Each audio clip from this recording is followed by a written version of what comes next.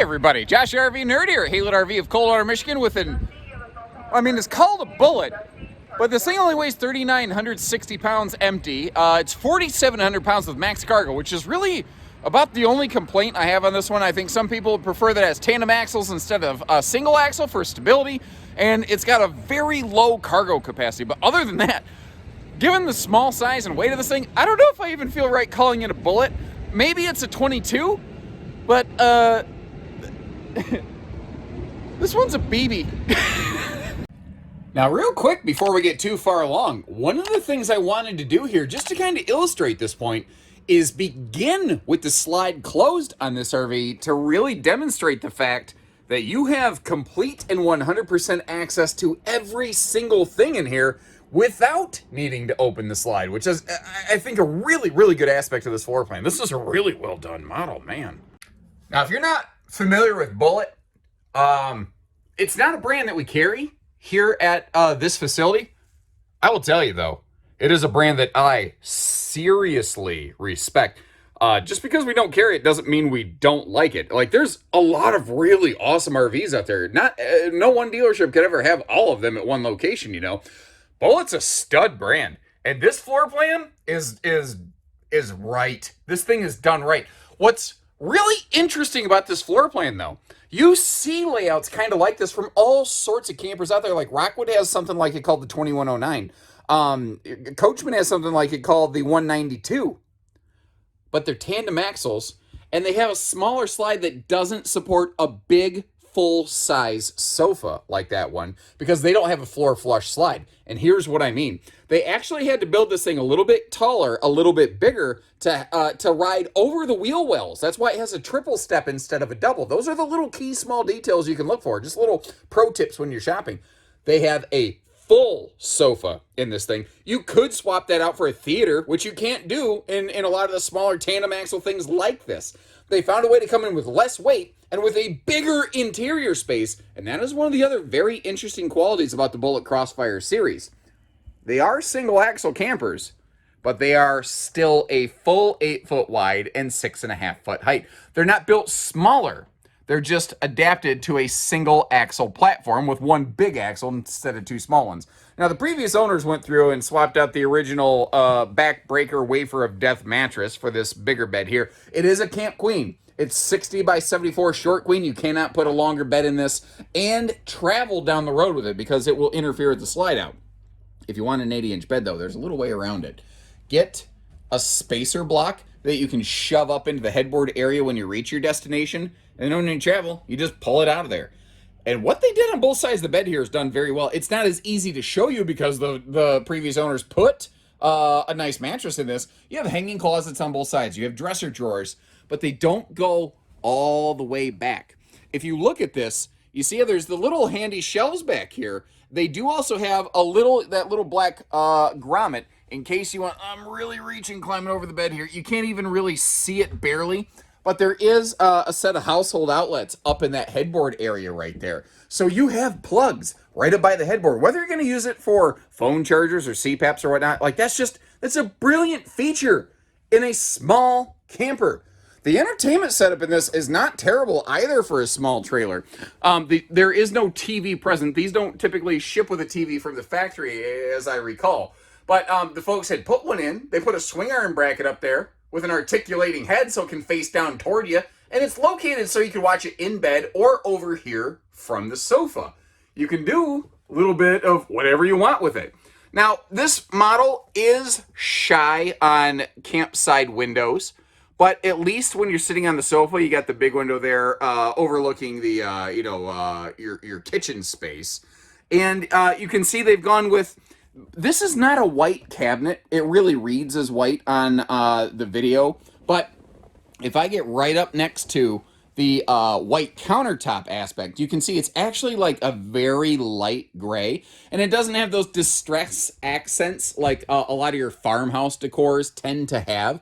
There's another couple things about this layout that always work really well.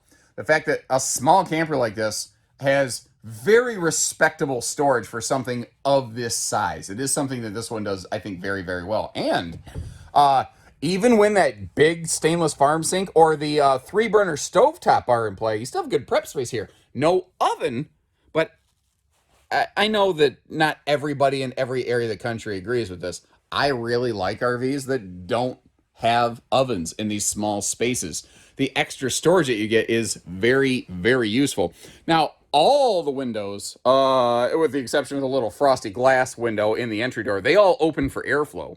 And you might notice there's the slide's a little asymmetrical. You've got the sofa off to the side. That's because this is actually sized for a U-dinette, but you can actually build it with a sofa instead of the dinette. Now, a couple other little details I want to make you aware of, because even if it's not going to be received well, I'd rather we get some bad news out of the way. Let's make sure we're getting the right camper, you know. By the way, there's some plugs under the overhead cabinets. But you see how the vent hood over the stovetop doesn't actually vent outside.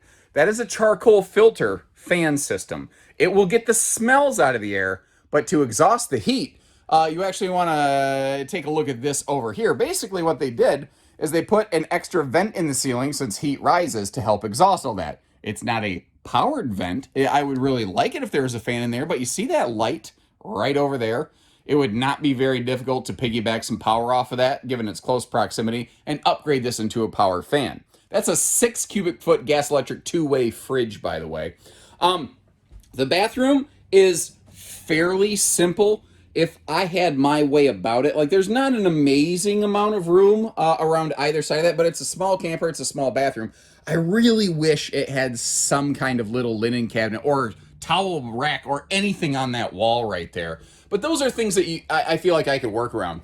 They did put the biggest shower in it they could in the small space. It's a radius shower, not a corner angular shower, so you are at least getting a little more headroom there. And you do at least have a dedicated sink in the bathroom, so you don't have to wash your bathroom hands in your kitchen sink where you're doing your food preps, because you don't want to mix your preps with your poops. So back outside here on the old BB gun. This is what I call a Diet Dr. Pepper camper. And if this is your first of our videos that you've watched, you're like, what is wrong with this guy? And the short answer to that is so many things. But here's what I mean by that. You remember that commercial where they're like, Diet Dr. Pepper tastes more like regular Dr. Pepper or whatever, something like that. What I mean by that is, if you really start looking at the equipment loadout and list on this, like you got that little simple solar battery solar prep plug right there. You got a battery disconnect. You've got a double propane tank set up with a changeover regulator, a power tongue jack, and one of those other key details that we mentioned inside. It's still a full 8 foot wide. This is like a fully equipped tandem axle camper. If you really look at it, literally all they did was delete an axle and then just reposition the remaining axle for load balancing reasons. It's very simple. It's very cool, because name another single axle camper that has like that kind of slide system, that has, you know, this kind of big full front pass-through storage under a walk-around bed, and you see that all aluminum skeleton work. Name another little single axle like this that has power jacks and an enclosed belly. These are things that little single axle campers just typically do not have. Now, the previous owner did a couple little small mods to the RV, as we kind of saw inside, but this is one of the very few like true aftermarket upgrades that they applied. They put on those set of stable steps right there. But if you really don't like those things, well, guess what, Carol Baskin? Well, you don't have to have them, because this RV was built like we see right now with the traditional fold-out steps. And I do appreciate that Keystone put a triple step on this, because again, it's the same size as a bigger tandem axle camper. It rides higher, which is how they were able to enclose the belly. It needed the triple step. So you could take the stable steps back off this if you are not a fan of those. It really just depends on what you prefer. Now, there's one other really key detail I can tell you about this one, simply by virtue of the fact that it has power stabilizer jacks. And weirdly, it actually has to do with the roof. And as unconnected as these two dots sound, the fact that this thing has power jacks tells me it has a walkable snow load roof. That is something that Bullet and its sister, the Keystone Passport, did not used to have. Both Bullet and Passport adopted a walkable roof at the exact same time that they adopted those power jacks. Now, the jacks obviously have nothing to actually do with the roof. It's the fact that all those things happened at the same time. So that is the visual confirmation you can use to know that you have the thicker 3/8 walkable roof decking up there. So like I said, everybody, other than you might prefer a tandem axle over a single, although that's helping keep it lighter weight. And again, it does have a concerningly low cargo capacity. I really want to make sure that somebody doesn't buy this, overload it, wear out the tires, wear out the axles, and end up on the side of the road somewhere. I'd rather we not sell you a trailer, maybe not this one, and sell you something else that might work a little bit better for you. I'd rather put that right out there. And if you appreciate that kind of stuff, if you haven't done so, even if this isn't the right trailer, make sure you hit that subscribe button and know that we will always give you fair facts here. Because we're going to have something else that works. There's no sense in trying to trick you into buying something that you aren't going to be happy with. So when you're ready, we're ready. We'd love to work with you. So take care, stay safe, have fun, and happy camping, everyone.